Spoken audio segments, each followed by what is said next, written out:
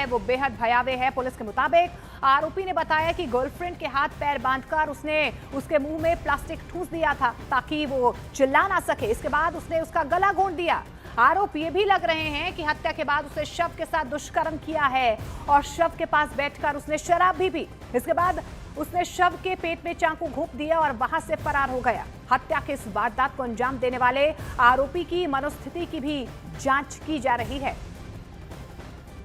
तो इन तस्वीरों में आपको ये आरोपी पीयूष भी नजर आ रहा है जिसने इस खौफनाक वारदात को अंजाम दिया है। पहले इसने अपनी गर्लफ्रेंड का मर्डर किया, एमबीए स्टूडेंट ने गर्लफ्रेंड की हत्या की और अब कई एंगल से इस पूरे मामले की तफ्तीश की जा रही है। मर्डर के बाद शव के साथ दुष्कर्म किया गया, ये भी आरोप लग रहे हैं।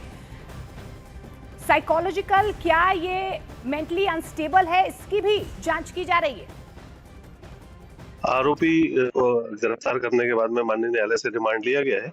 इससे जो घटना के संबंध में साक्ष्य कलेक्शन के लिए हम लोग आज कार्रवाई करने वाले हैं। घटनास्थल का रिक्रिएशन भी होगा उसमें, और जो कमरा इसमें बंद करके गया था उससे उसकी चाबी से रिकवर करनी अभी बाकी है। जो चाकू है जिससे घटना घटित की है वो हम लोग अभी क्लियर करेंगे कि कौन से वाले चाकू से घटना हुई थी, और अन्य जो साक्ष्य हैं वो भी संग्रहित किए जाएंगे। और देखिए इस मामले में तंत्र मंत्र का एंगल भी सामने आ रहा है। पुलिस की पूछताछ में आरोपी ने बताया कि मुंबई जाकर उसने अपने मोबाइल में आत्माओं से बात करने का तरीका ढूंढा। उसके मोबाइल के सर्च लॉग में इसकी हिस्ट्री भी मिली है। आरोपी अपनी गर्लफ्रेंड की हत्या के बाद उसकी आत्मा से बात करने की कोशिश कर रहा था। इसके लिए उसने कई तरीके भी अपनाए थे, ऐसा दावा आरोपी की तरफ से किया गया है। पुलिस के मुताबिक आरोपी पीयूष और लड़की के बीच प्रेम संबंध थे, लेकिन घर वाले शादी के लिए तैयार नहीं थे, जिसके बाद आरोपी ने लड़की को अपने घर बुलाकर उसकी निर्मम हत्या कर दी। नहीं हुआ, छोड़ो, जो हो गया यार। अरे कैसी बातें कर रहे हो, आपने मारा एक लड़की को, आपकी प्रेमिका थी वो, उसको छोड़ दो ना, क्या करोगे जान के। अच्छा वहाँ आपने तंत्र मंत्र किया था मुंबई, पूछ किया था, क्या कह रहे हैं? कुछ नहीं किया मैंने। दर्दनाक तरीके से मारा है तुमने उसको और बोल रहे कुछ नहीं हुआ, किसी की बच्ची है वो चली गई, कैसी बातें कर रहे हो? उसने जो है लड़की के हाथ पैर रस्सी से बांध दिए थे और फिर उसके मुंह में भी एक पन्नी डाल दी और जो फिजिकल रिलेशन बनाने के बाद उसको स्ट्रैंगुलेट कर दिया। स्ट्रैंगुलेट करके उसकी हत्या कर दी।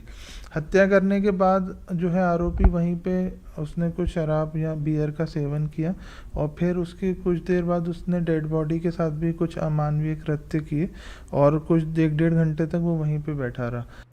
और इस खबर पर ज्यादा जानकारी के लिए इंदौर से मिथिलेश गुप्ता हमारे सहयोगी हमारे साथ जुड़ रहे हैं। मिथिलेश, देखिए इस पूरे मामले में लगातार कार्रवाई की जा रही है, एक्शन ले लिया गया है, साइको किलर को गिरफ्तार कर लिया गया है, लेकिन सबसे बड़ा सवाल यह है कि आखिर उसने ऐसा क्यों किया। देखिए अभी तक उसने इस बात को कबूल लिया है कि उसने हत्या क्यों किया। उसे इस बात से नफरत थी कि उसकी जो गर्लफ्रेंड है उसके अलावा किसी और लड़के से क्यों बात करती है। लगातार शादी को लेकर बातचीत चल रही थी, घर वालों ने शादी से इनकार किया और इस बात से वो काफ़ी ज़्यादा नाराज़ था।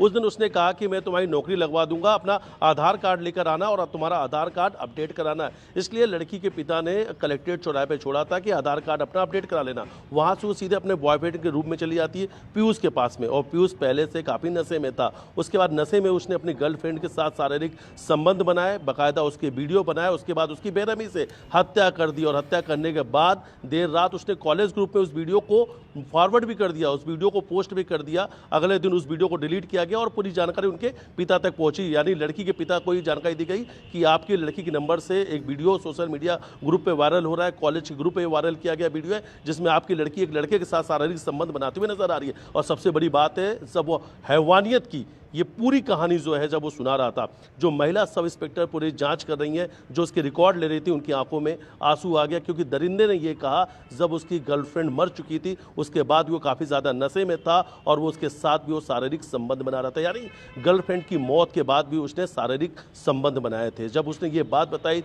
ये बात सुनकर महिला सब इंस्पेक्टर की आंख में आंसू आ गए। लेकिन जब जाँच आगे बढ़ी तो पता चला कि उसने सेक्स पावर बढ़ाने के लिए हैवी डोज ले रखा था, इसलिए उसने जो गर्लफ्रेंड की हत्या के बाद भी मर चुकी गर्लफ्रेंड की लाश के साथ भी शारीरिक संबंध बनाए। और जहां तक हाथ पांव बांधने वाली जो बात सामने आ रही है, अभी तक इस पूरी जांच में बड़ी बात सामने आई है कि वो लगातार अलग अलग मूवीज देखता था और कई सारी मूवीज के उसने नाम बताए और उस मूवीज को देखकर वो अपनी गर्लफ्रेंड के साथ अलग अलग तरीके से शारीरिक संबंध बनाता था। और उस दिन भी उसने शारीरिक संबंध बनाने के लिए यानी फिजिकल रिलेशन बनाने के लिए गर्लफ्रेंड के हाथ और पांव को रस्सी से बांधा। उस वक्त उसकी गर्लफ्रेंड को ये नहीं पता था कि वो उसकी हत्या करने वाला है। शारीरिक संबंध बनाते वक्त उसने वीडियो बनाया और उसके बाद गला घोट कर अपनी गर्लफ्रेंड की हत्या कर दी। हत्या करने के बाद वो वापस से वाइन शॉप गया, वाइन शॉप पे उसने शराब पी और शराब पीकर वापस लौटा और उसके बाद अपनी गर्लफ्रेंड के साथ फिर से उसने शारीरिक संबंध बनाया और शारीरिक संबंध बनाने के बाद उसने उसके शरीर पे कई बार चाकू से वार किए। हत्या करने के बाद उसे जो पहली ट्रेन